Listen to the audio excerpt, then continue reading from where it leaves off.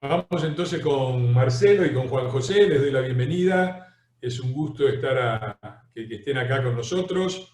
Fue muy placentero esta semana. Juan José cumplió sus primeros 90 años, y ha recibido todo tipo de homenajes muy merecidos. Eh, y a mí me alegra mucho ver que una persona que siempre se mantuvo fiel a sus ideas y que muchas veces o gran parte de su vida lo pasó en una especie de ostracismo, produciendo siempre, siendo muy exitoso con sus libros, pero sin tener un reconocimiento social, por decirlo de alguna manera, haya llegado hoy a transformarse en una persona en la que todo el mundo respeta, alaba y quiere homenajear por muchos motivos. Así que nada, te dejo a vos con la palabra, Diego, y le damos la bienvenida a Marcelo y a Juan José. No, simplemente darle la palabra a Marcelo y a Juan José y que arranquen. Ya saben que hay alguna gente que se anotó para preguntar, pero simplemente darles la palabra a ellos. Sí, la idea es esa, que presenten el libro, de qué trata, más o menos qué es lo que dice, y después dar lugar a las preguntas de la gente sobre el libro o sobre lo que la gente quiera, porque acá somos populistas un poco también.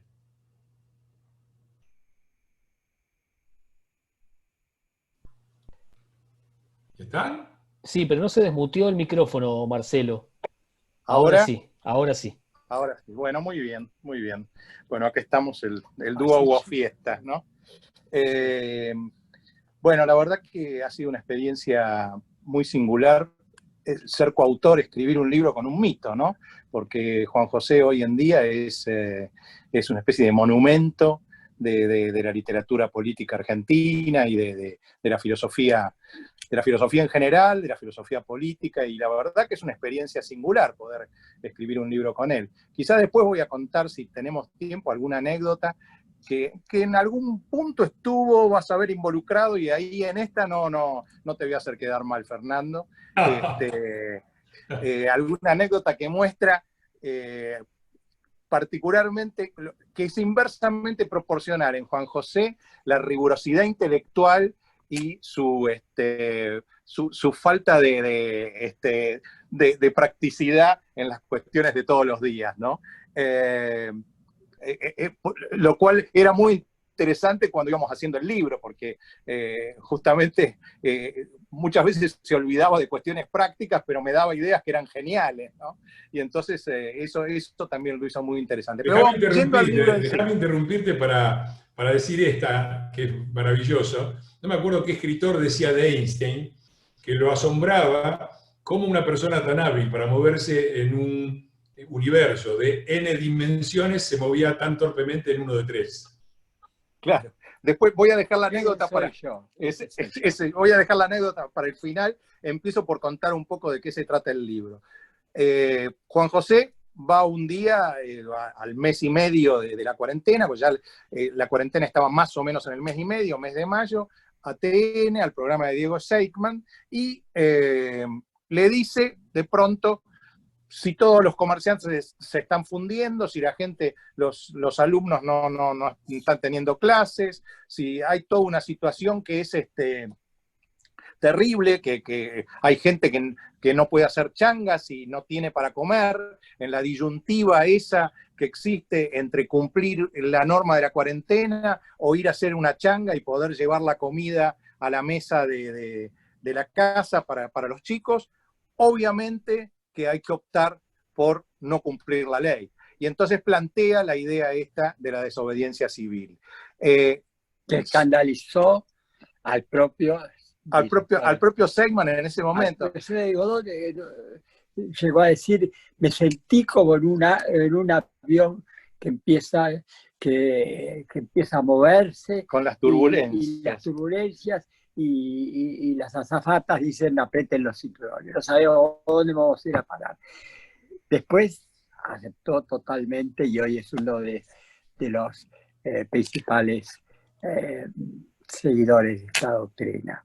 Claro, la ignorancia total de los intelectuales argentinos, de los hombres de cultura en general, dentro de los cuales entran los periodistas de opinión, es tal que no conocían ese término. Creían que lo había inventado yo en ese momento. Ahora ese término existe desde el siglo XIX. El primero que lo usó fue Henri David Thoreau. Henri David Thoreau, que es poco conocido, pero se divulgó a través de todos los grandes economistas del siglo XIX y luego del XX. Casi todos los filósofos políticos del siglo XX, John Rawls, Ronald Dworkin, el alemán Habermas, casi todos. En la Universidad de Harvard, la idea de desobediencia civil es una de las ideas más intensas que tratan de transmitir en las cátedras de derecho político. Y vamos a tratar de explicarle a la gente de qué se trata y por qué tiene una importancia tan sustancial como la división de poderes o como cualquiera de los otros elementos tan ricos de las ideas de democracia y de república. Esos son los aspectos fundamentales de la democracia. Y viene a contestar a un dilema importantísimo en la política y en la vida humana también, que es la diferencia entre lo legal y lo legítimo. ¿Cree la gente que la desobediencia civil es un atentado a la legalidad? Somos anarquistas, nos llamaron algunos, antisistemáticos. Antisistema. Sí, que vamos en contra de las instituciones. De ninguna manera. Ahora, lo que hay que ver es, digamos, tenemos de un lado las dictaduras. En una dictadura la desobediencia civil no tiene sentido. Porque frente a una dictadura no tiene mucho sentido que el súbdito vaya a pedirle al dictador, vaya a tratar de cambiar la norma del dictador. El dictador, obviamente, Ceausescu no le iba a hacer caso, ni Pol Pot le iba a hacer caso. Lo mandaban preso. Lo mandaban preso, lo mataban. Entonces, en una dictadura lo que hay que hacer es la revolución o el tiranicidio directamente, fuente ovejuna, ¿no? Del otro lado estaría una democracia que se acerque casi a lo perfecto y cuyas fallas puedan ser resueltas a largo plazo. Si las fallas en una democracia pueden ser resueltas a largo plazo, entonces tienen que ser resueltas mediante el voto. Pero el problema es que las elecciones, el sistema democrático, es un sistema discontinuo. No es que la gente está votando todos los días, sino que se vota cada 4 años, o cada 2 en todo caso, pero cada 4 para elegir al Poder Ejecutivo, cada 5, cada 6, depende del país. Entonces, ¿qué pasa en ese hiato intermedio cuando existen situaciones de ataque, de restricción a las libertades individuales centrales del ser humano, que básicamente es la vida, la libertad y la propiedad?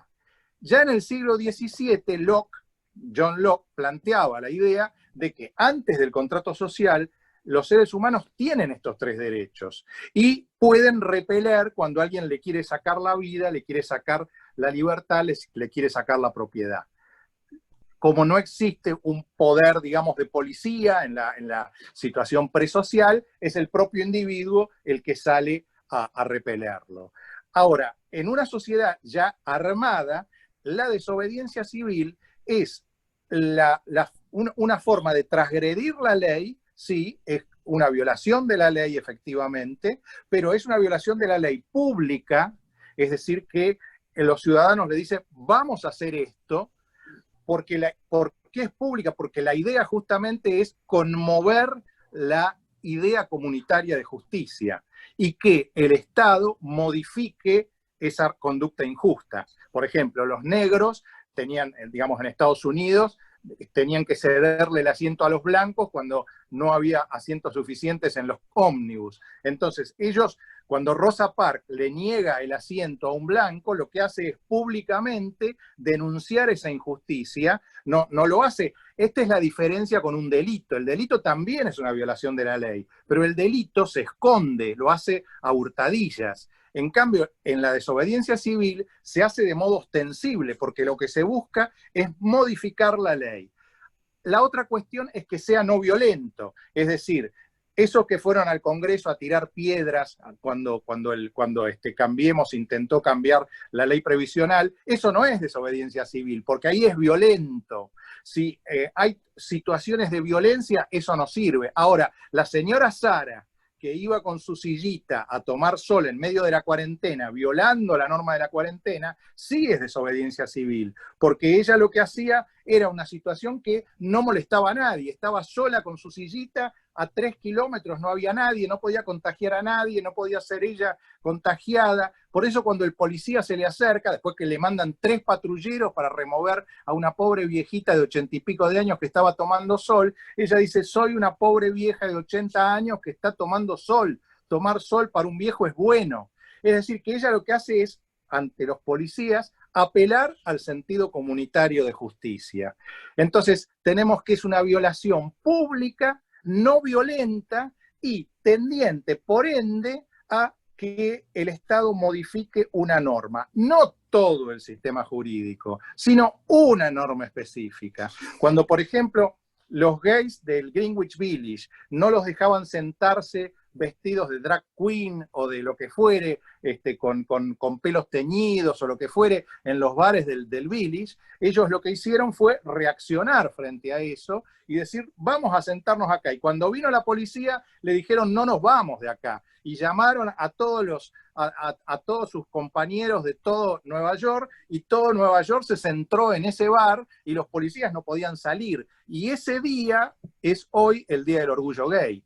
Es decir, la modificación de una partecita de la ley que viola derechos individuales es a lo que apunta la desobediencia civil. Entonces Juan José, lo que le decía a Seidman es, acá están matando gente, porque habían matado a Luis Espinosa en Tucumán, había desaparecido un chico en la provincia de Buenos Aires, habían matado 2 personas en San Luis, están atacando el derecho a la libertad porque no te dejan circular, no te dejan, digamos, uno tiene derecho a llevar el pan a la mesa de su casa y de los hijos, no te están dejando trabajar para que lleves el pan y que tus hijos puedan comer, no te están afectando tu propiedad, porque en principio te sacan tu auto y no se sabe si te lo van a devolver, y peor aún, por detrás de la cuarentena empezaban ya a romper silobolsas, a atacar, a sacar leyes para intentar incautar empresas, como fue el caso de Vicentín. Es decir, que los 3 derechos básicos de los que hablaba Locke estaban los 3 afectados. Entonces Juan José dice que de una sola vez levanten todas las persianas y todos podamos empezar nuevamente a trabajar. Esto no era anarquismo, es simplemente una forma, la desobediencia civil, de enriquecer la democracia. Habermas, Rawls, Dworkin, todos los grandes filósofos políticos y filósofos del siglo XX sostienen que la desobediencia civil no solo no transgrede la democracia, sino que es una forma esencial de enriquecerla. Básicamente es la diferencia que hay entre legalidad y legitimidad. La legalidad no es eterna e inmutable. Es una obra de los hombres que sirve para determinado momento. Legalidad la tenían los nazis, porque los nazis habían hecho leyes y los condenados por el nazismo se sometían a jueces que se referían a determinadas leyes de la Constitución escrita. Que podían ser injustas. Por ejemplo, Sophie Scholl. Sophie Scholl era una chica, una bióloga, una estudiante de biología, que la Rosa Blanca. Claro, la agarraron por repartir panfletos, la juzgaron y la ejecutaron el mismo día. Algo estaría mal en esa ley, pero ahí ya era una dictadura. En ese momento ya era una dictadura y ya no se podía hacer nada. Algo estaría mal en esa ley porque hoy una plaza de Múnich se llama Sophie Scholl. ¿Y quién era el jurista? ¿Quién era el jurista que defendía? Carl Schmitt. Hoy admirado por toda la izquierda, eso es lo que hay que repetir, no solamente por la derecha, que tiene toda la lógica del mundo, que la derecha sino por la izquierda. La izquierda apoya, toda la izquierda apoya a Carl Schmitt, empezando por la Clau, ¿no? Todos apoyan a Carl Schmitt. La legitimidad, cuando una ley es ilegítima es cuando nace la desobediencia. La desobediencia civil valora o defiende la legitimidad, no la legalidad. La legalidad es algo que puede cambiar de una época a otra, o que puede ser impuesta en contra de la voluntad popular. La legitimidad es aquello que está de acuerdo con la condición humana, con las leyes, con las normas fundamentales de una democracia, como son la libertad de circular, la libertad de comunicarse, la libertad de ser educado. A mí, que yo trato de disimularlo, pero soy abogado, y yo cuando entré en la Facultad de Derecho, yo entré en el año 77, 78, y yo tuve de profesores a los grandes maestros no bien entré en la facultad, tenía a Genaro Carrió, a Carlos Santiago Nino, a Eugenio Buligina, esos grandes maestros que en general eran casi todos como Carl Schmitt y positivistas, no porque siguieran a Carl Schmitt, sino porque seguían a Hans Kelsen. Hans Kelsen fue como el gran teórico del positivismo. Ahora, que Carl Schmitt también fuera positivista, en un punto me hizo reflexionar. Y este libro es todo un intento, de avanzar sobre esa idea del positivismo tan extraña en Carlos Santiago Nino, que era un genio absoluto. Carlos Santiago Nino era un genio absoluto y desde el punto de vista político incluso fue quien influyó mucho en Alfonsín, junto con el Grupo Esmeralda, que trajeron a Norberto Bobbio a la Argentina. Y hicieron otras cosas malas hicieron, que yo las voy a decir. Pero más allá de eso, el positivismo exacerbado de Carlos Santiago Nino es llamativo, porque justamente estábamos en un país en donde había habido 6 o 7 golpes de Estado. Entonces, en un país en donde la ley no lograba autoabastecerse, era muy extraño que alguien dijera hay que cumplir la ley a rajatablas en cualquier caso, justamente cuando la ley era incapaz de autoabastecerse y que se cumpliera. Es decir, que el milagro del cumplimiento de la ley tenía que venir desde afuera, ser externo. Era un milagro verdaderamente. Y esto es el milagro que produce la gente. La gente es la que logró que terminaran las monarquías absolutistas. La gente es la que logró que terminara la esclavitud. Sin desobediencia civil, todos estos horrores legales, por supuesto, habrían continuado indefinidamente. Todas las dictaduras militares argentinas fueron perfectamente legales. Desde el primer golpe de Estado, que fue el que marcó la línea, que abarcaría todo el resto del siglo XX, fueron legalizadas por el Poder Judicial, menos 1 o 2 jueces que estuvieron en contra. Y después, y así, todos los golpes militares fueron legales, ilegítimos, pero legales. Entonces hay que diferenciar bien. Yo no puedo respetar, no puedo considerar a un gobierno que no sea legítimo, ¿no? Por ejemplo, el gobierno actual, ¿no? Lo cual no significa que vaya con piedras en el bolsillo o que me enmascare para ir con un palo a destrozar bancos en la plaza y a herir a la gente. Eso es distinto. Y acá en este caso es un caso típico de defensa de la legitimidad contra la legalidad. Lo mismo pasa con respecto a otros rubros, como por ejemplo la discriminación sexual, etc. No son legales, son legítimos. Ahora empiezan a ser legales también, gracias a la lucha de la gente, porque la igualdad de las mujeres, la igualdad de los homosexuales y la igualdad de los negros en Estados Unidos surgió de la lucha de las calles, no surgió en los tribunales por una reforma de la ley, surgió en la calle, básicamente, y en algunos medios de comunicación. Bueno, piensen, por ejemplo, si los católicos esperaran la autorización del Papa para usar preservativos, podrían seguir, y es una norma que para los Es católicos un caso rige. típico de desobediencia civil. Nadie, muy pocos católicos, obedecen a la ley de la preservación Del no uso de preservativos del uso del preservativo. o anticonceptivos. Muy pocos, porque si no, todas las familias católicas en la Argentina y en otros países tendrían 10 hijos y no los tienen, tienen uno o dos. Eso a partir de la década del 20. Es el triunfo de la legalidad sobre la legitimidad. De la legitimidad sobre la legalidad. Sí, de la legitimidad sobre la legalidad. Yo me quedé enganchado con el Grupo Esmeralda. Contanos, Sebrelli, ¿qué hizo el Grupo Esmeralda? ¿Por qué por qué tan crítico? El Grupo Esmeralda es malo porque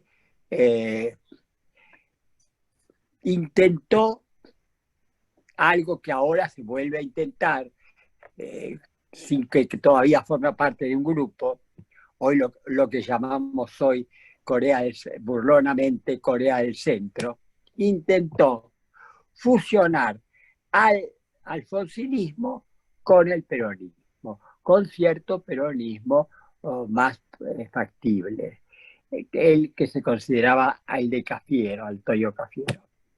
Bueno, efectivamente eso duró un tiempito, sirvió para que los radicales apoyaran a Alfonsín con el golpe de Rico, por ejemplo, el último golpe militar fracasado en la Argentina.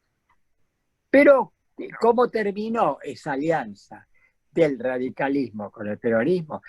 Terminó, llegaron hasta poner un ministro de Trabajo peronista, cosa que es un disparate. Bueno, el ministro de Trabajo se fue dando un portazo. Y finalmente lo empuja. Sí, exacto. Y finalmente Alfonsín tuvo que irse del poder. Fue un golpe militar, un golpe civil, silencioso, pero que lo obligaron a abandonar el poder sin que ningún peronista lo defendiera. Es decir, que eso es lo que nuevamente vuelve a intentarse hoy en el grupo muy numeroso de algunos peronistas moderados y de cierta oposición. Eso, lo peor es que de cierta oposición creen que hay que, dentro aún del partido de Macri, dentro aún del partido de Macri, que ya empieza a abrirse la grieta, ¿no?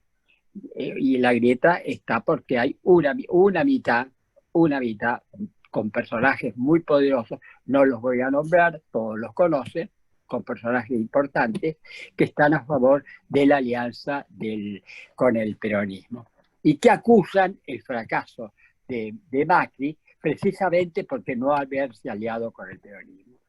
La alianza, yo no niego que debe haber acuerdos en lo inmediato, al corto plazo, cuando necesitamos una ley, sacar una ley y no tenemos los votos necesarios, por supuesto tenemos que tratar de buscar en el opositor que nos dé su apoyo. Eso sí, pero a largo plazo no. Y acá el problema de la Argentina no es un problema que se resuelva con medidas a corto plazo.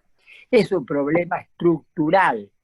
La Argentina emprendió un mal camino desde la década del 40, con el golpe militar del 43. En realidad ya de antes, del 30, pero del 30 fue un fracaso.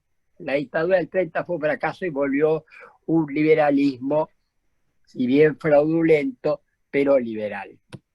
Y bueno, y ahora estamos en eso, en tratar de conciliar con aquellos que no hay posibilidad de conciliar con individualmente, sí, individualmente hay personas muy respetables, el caso de, ¿cómo se llama? En el caso de peronistas, de Pichetto, por ejemplo. Pichetto, a quien yo admiro mucho, me parece un tipo, yo lo conocí a Pichetto antes de que se uniera con el discurso que dio en el Congreso sobre el aborto, que yo dije, esto yo lo suscribiría. Ahí conocí a Pichetto.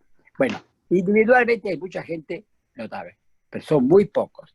Pero en masa no, porque el peronismo tendría que deshacerse en lo esencial para poder aliarse. Primeramente, el peronismo no cree, desde Perón, hasta la actualidad, no cree en los partidos, cree en la comunidad,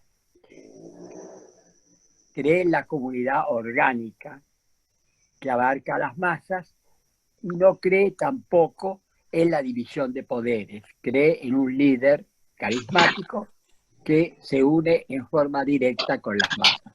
Esa es la base, es lo único que une al peronismo de Perón con el kirchnerismo, es eso, básicamente. Después cambia, las cosas económicas y demás, los detalles cambian.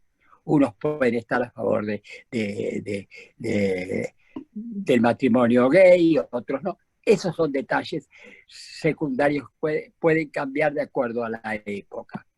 Pero la base fundamental es esa. El peronismo es un movimiento que niega totalmente a los partidos, porque los partidos dividen parte. El peronismo no es una parte, es el todo del país, la nación y el pueblo. El pueblo es uno, la nación es una, y solamente pueden ser representados por un líder, no por un congreso o por varios. Eso es lo esencial. Si los peronistas hacen esa reforma interna, bueno, será un partido más. Hubo un intento cuando el primer fracaso del peronismo, que es cuando gana Alfonsín en el 83. Ahí hubo un intento, entre otros auspiciado por Cafiero, que en realidad no creía en eso. Cafiero, después, como lo demostró, es un peronista auténtico, cree en el movimiento. Pero en ese momento, tácticamente, renuncia al movimiento y creen que se puede llegar a un acuerdo con...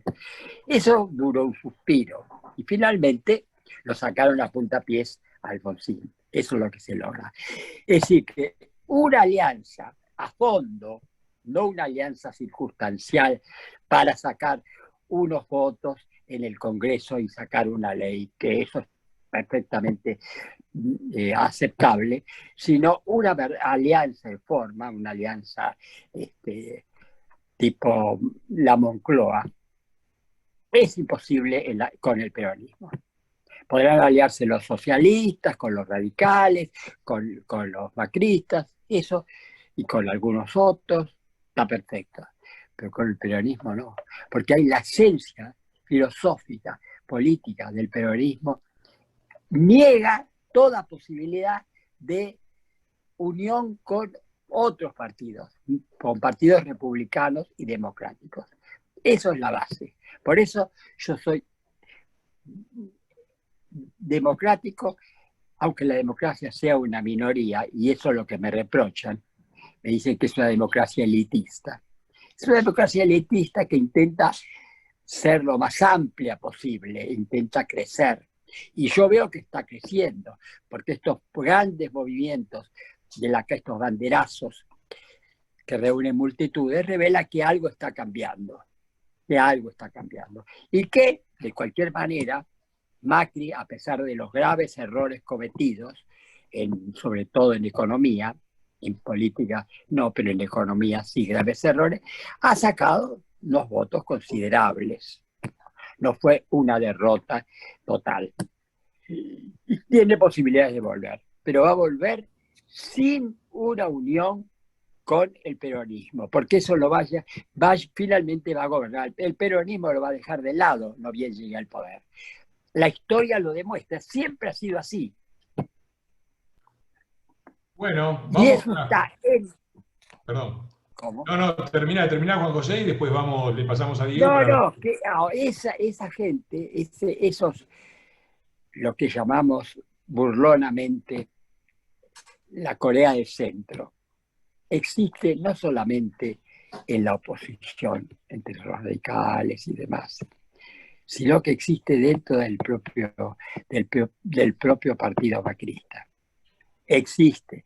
Y eso es lo que va a llevar a la grieta del, del macrismo y que lo va a llevar finalmente a la derrota. O a la derrota antes o a la derrota si llega a triunfar en un próximo gobierno.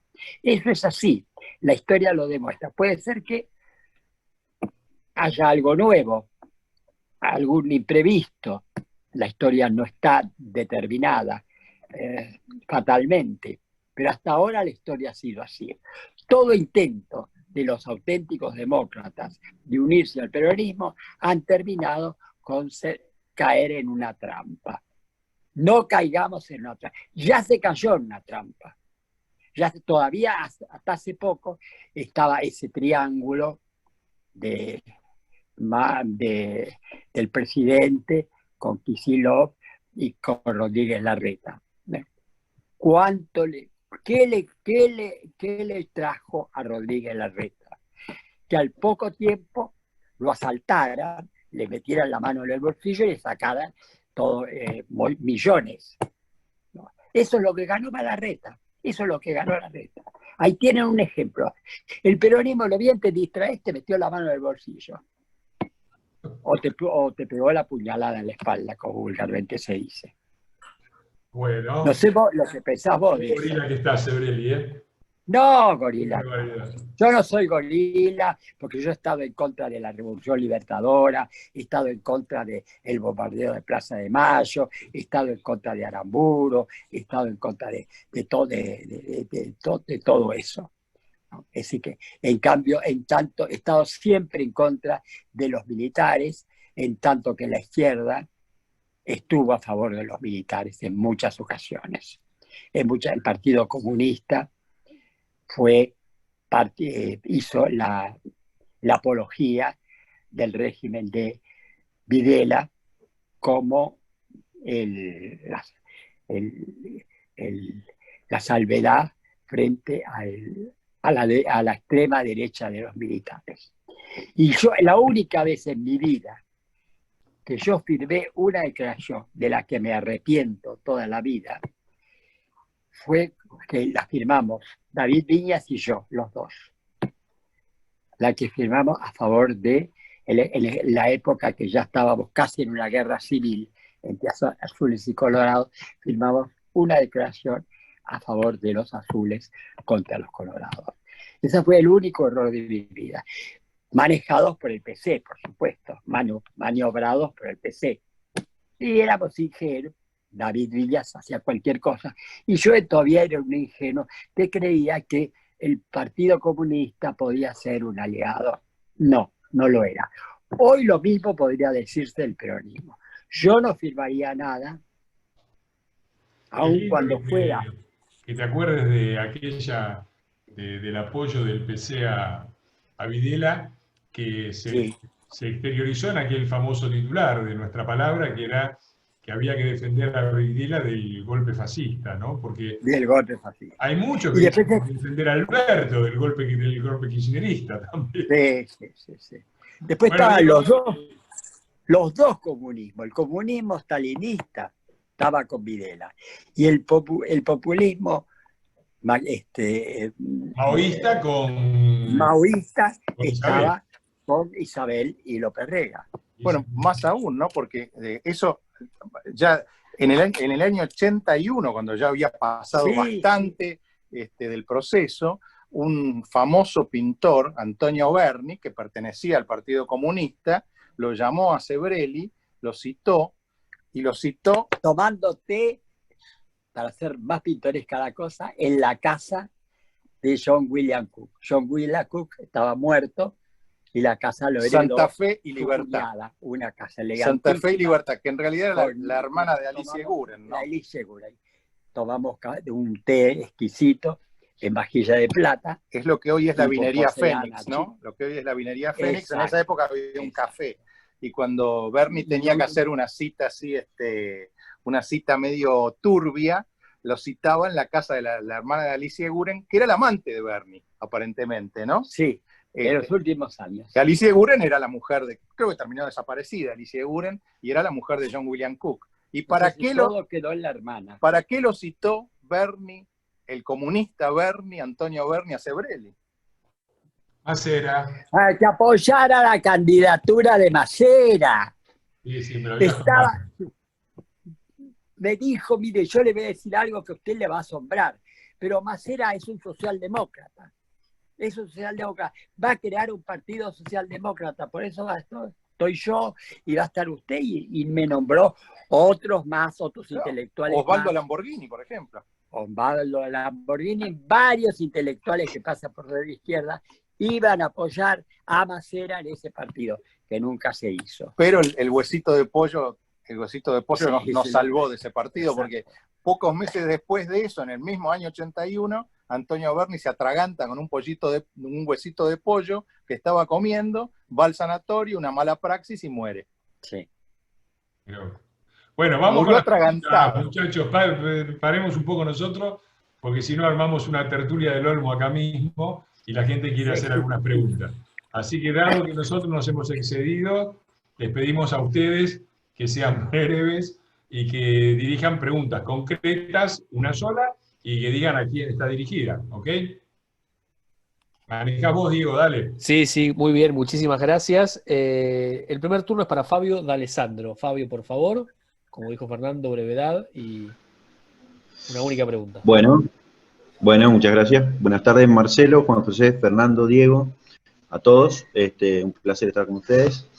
La pregunta es, ya que estaban hablando en general del peronismo, Mauricio Macri sacó más votos que en el 2015, ustedes lo vieron, lo aclararon, incluso Fernando lo habla muchas veces, pero la pregunta es si esta unión del peronismo con la que ganaron las elecciones va a ser duradera en el tiempo, es decir, se van a producir fisuras, hay muchas rispideces, hay mucha fricción, incluso con las leyes que había puesto Massa en diputado y que después Cristina se la sacó, con algunos puntos en los decretos. Entonces la pregunta es esa, para que la quiera contestar, si ustedes ven duradera esta unión que hizo triunfar el peronismo sobre Macri en las elecciones pasadas. Gracias. Juan José. No, yo creo que no es duradera para nada. No. No es duradera.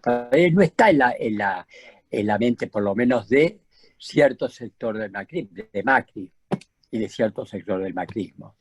Sí, tal vez en algunos macristas muy prestigiosos, sí, tal vez. Yo tengo mis dudas con respecto, espero que me equivoque con respecto Yo soy menos a escéptico. Larreta. Yo soy menos escéptico. Creo que hay, sí,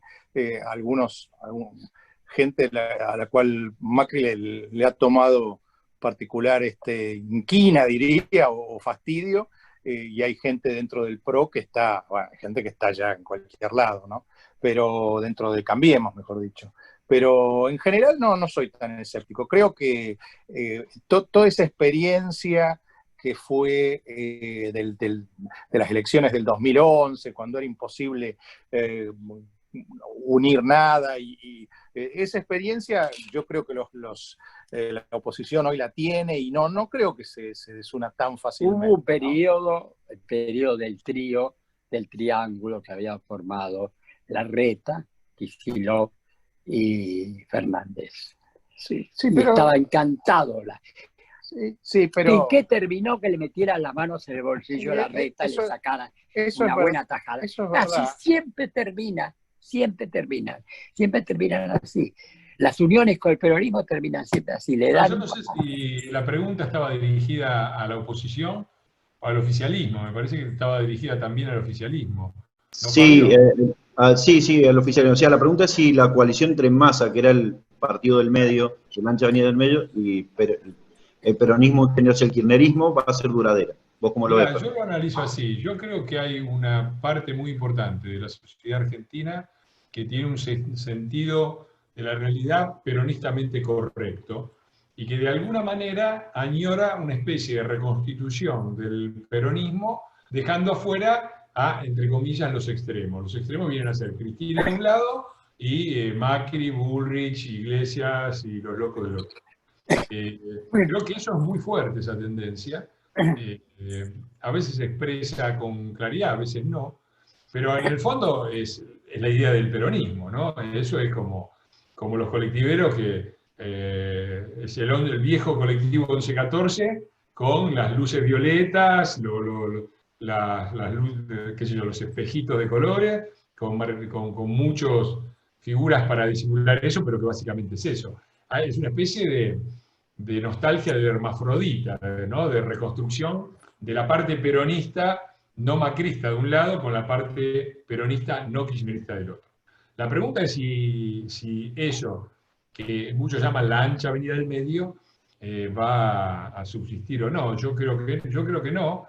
Yo creo que si se constituyera, incluso recrearía un escenario de 3 polos en el cual en 2015 ganó Cambiemos. Podría ser desde ese punto de vista hasta favorable. Me parece que el fracaso de este gobierno, distinto sería si este gobierno lo estuviera haciendo bien, ahí probablemente hubieran tenido una chance de reconstituir todo alrededor de Alberto. Creo que tuvieron esa oportunidad, creo que pasó esa oportunidad, y creo que no, que en este momento, para empezar, extremista es Cristina, nosotros somos extremistas de la República, de las instituciones. La verdad que asimilar a quien defiende con toda convicción y con todo esfuerzo, y a los gritos si es necesario, las instituciones con quienes las destruyen, es no entender cómo está organizada la cosa. Yo creo que, yo soy optimista en ese sentido, creo que ellos enfrentan una alta posibilidad de división,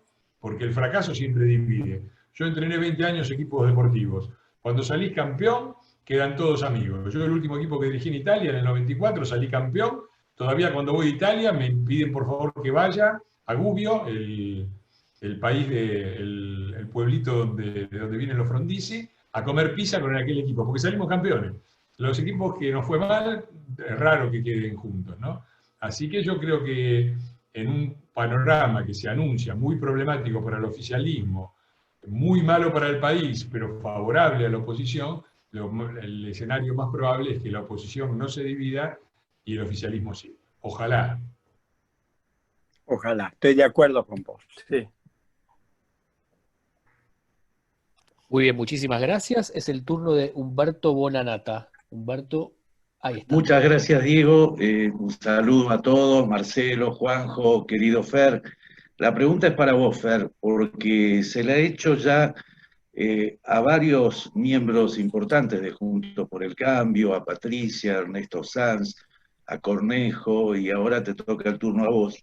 Y la verdad lo que he notado que no es que no la vean venir el caos social que se viene en la Argentina, sino que yo les pregunté si Juntos por el Cambio tiene preparada una red de contención social para lo que puede ser que el 2001 que le hicieron a Fernando termine siendo una película de Walt Disney frente a cuando el año que viene comiencen, bueno, ya vemos el padecimiento atroz de los jubilados. Ni Martínez de Oz fue tan crápula, porque Martínez de Oz no le prometió aumento.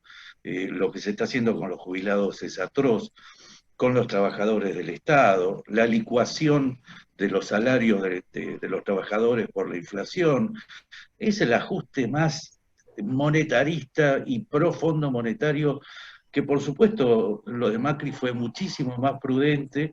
Lamentablemente, bueno, tuvimos la oposición, más que oposición era destrucción, en cambio ustedes tratan de ser lo más constructivo posible. Entonces, para darte la pregunta, a ver si vos me dejás conforme, porque los otros amigos, la verdad que muchos no me lo dijeron. ¿Entre ustedes hablan de lo que puede venir o tienen pensado cómo salir a contener a la sociedad para evitar males mayores? Muchísimas gracias por la oportunidad.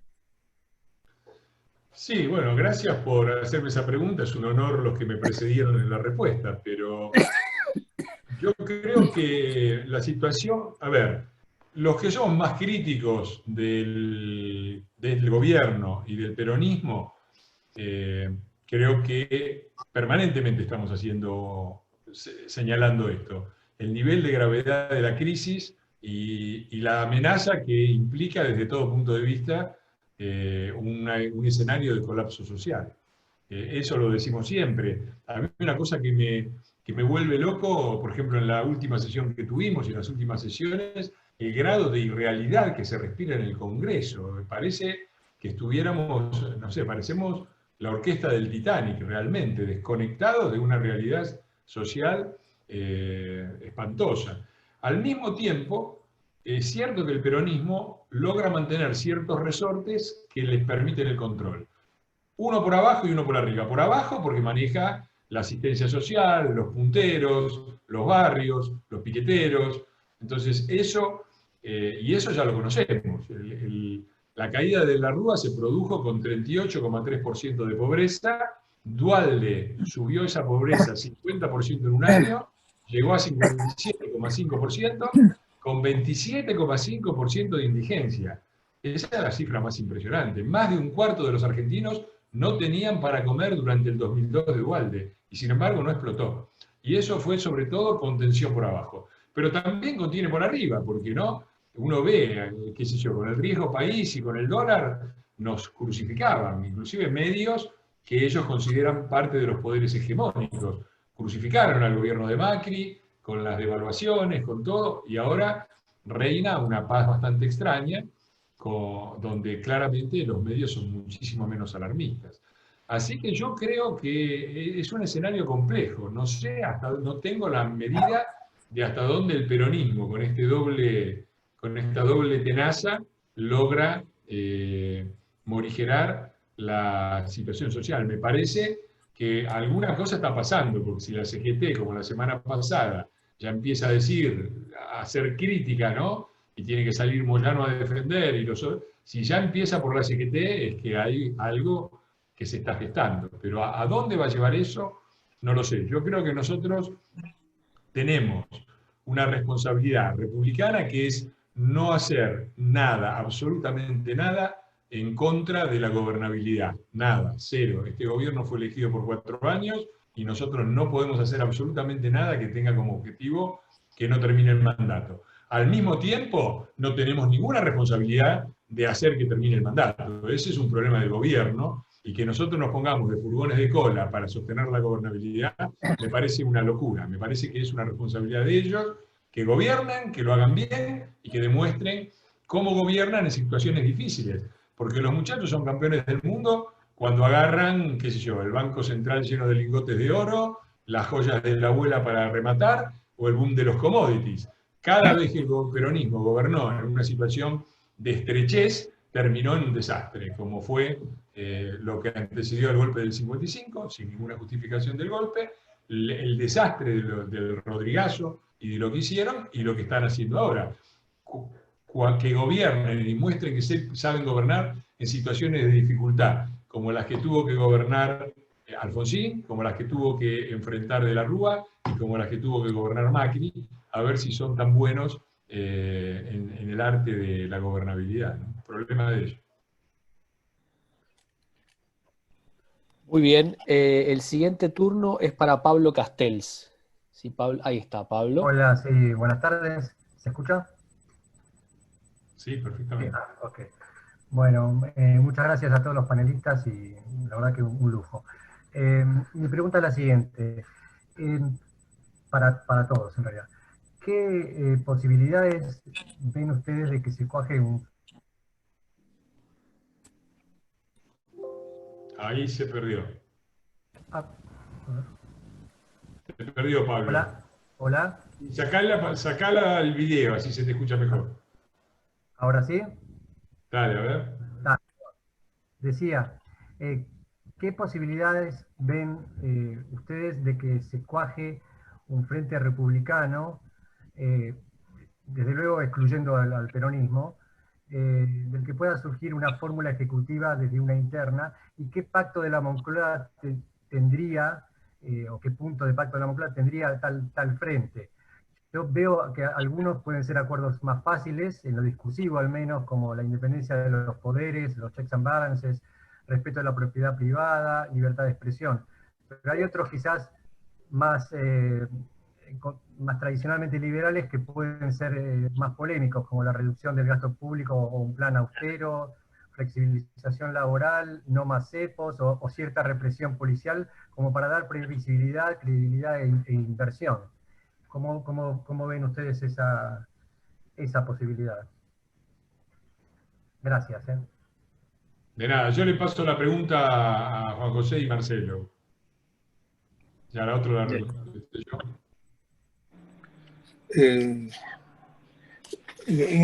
En concreto, la pregunta, ¿cuál sería? Porque, digamos, ¿qué es lo que planteas? Porque, digamos, lo que existen son ya, digamos, dos partidos y de un lado está el peronismo, kirchnerismo, del otro lado Cambiemos. Vos, digamos, en concreto, ¿qué es lo que estarías planteando?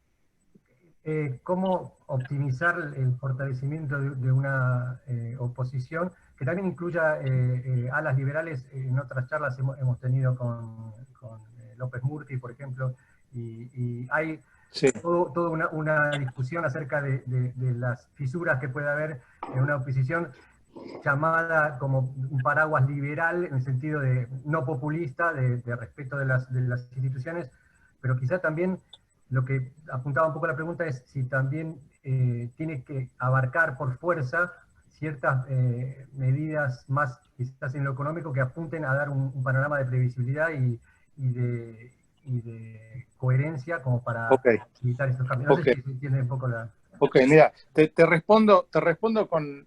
nosotros en este libro, que es el que un poco estamos presentando, el último capítulo se llama Liberalismo de Izquierda. Lo que nosotros sostenemos, y no lo sostenemos nosotros, lo sostiene incluso Fukuyama. Fukuyama en 1990-91 escribió el famoso libro que decía que se había acabado la historia, que había triunfado el capitalismo liberal en toda la línea. Ahora, el propio Fukuyama, ya en los libros que escribe en los años 2000, va haciendo un pequeño giro. Y dice, bueno, no estaría produciéndose lo que yo esperaba.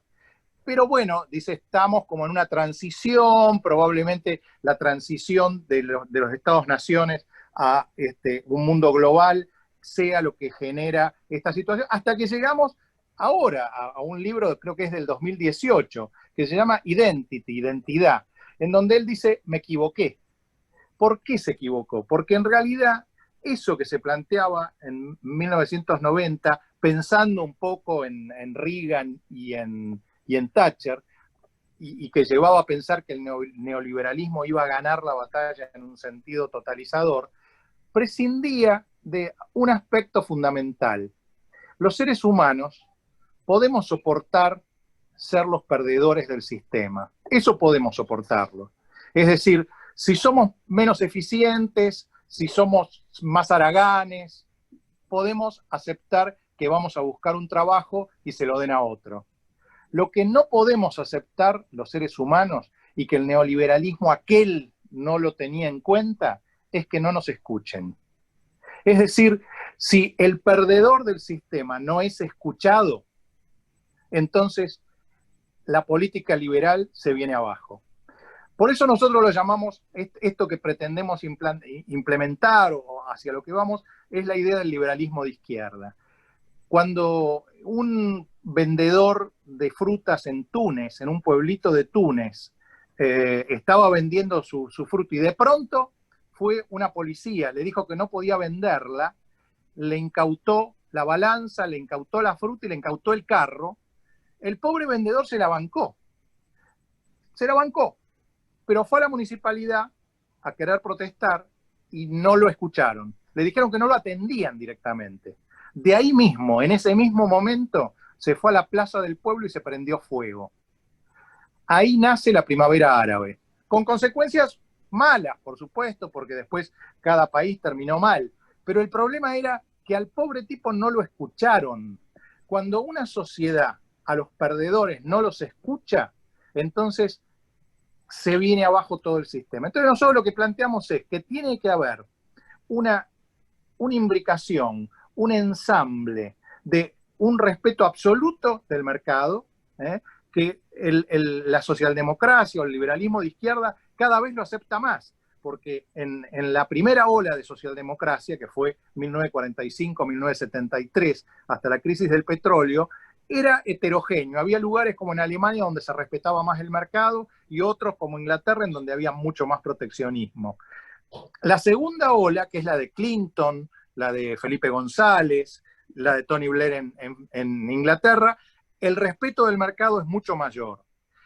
La tercera, que es esta a la que estamos asistiendo últimamente y que nace con Obama y que hoy tiene algunos ejemplos como Jacinta Ardern en Nueva Zelanda, e incluso podríamos incluir en este lote a la propia Angela Merkel de Alemania, Trudeau en Canadá, y hasta podría ser Macron y hasta podría ser el macrismo, ¿no?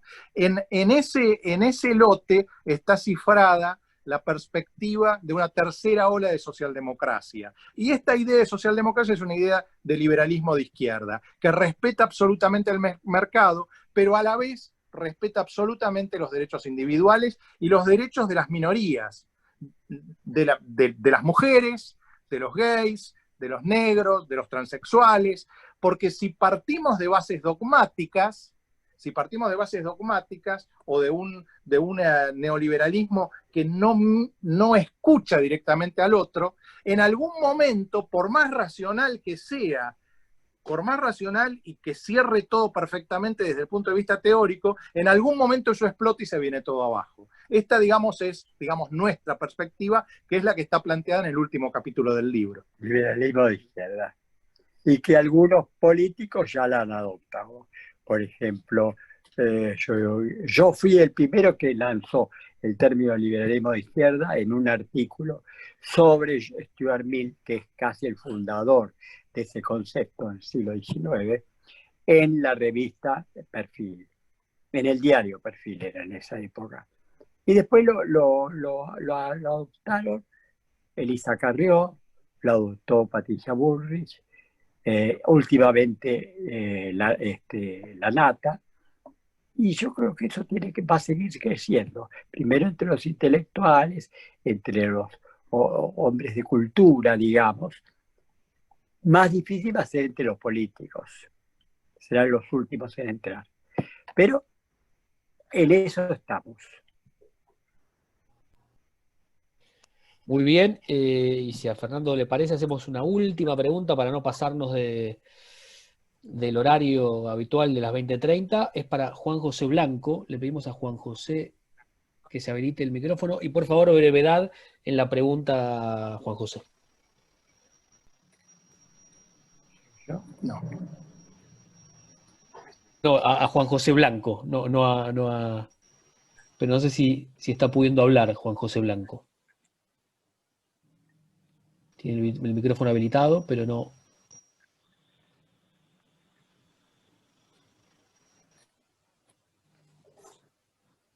¿Me escuchás? ¿Hola? ¿Hola? Ahora sí. Sí.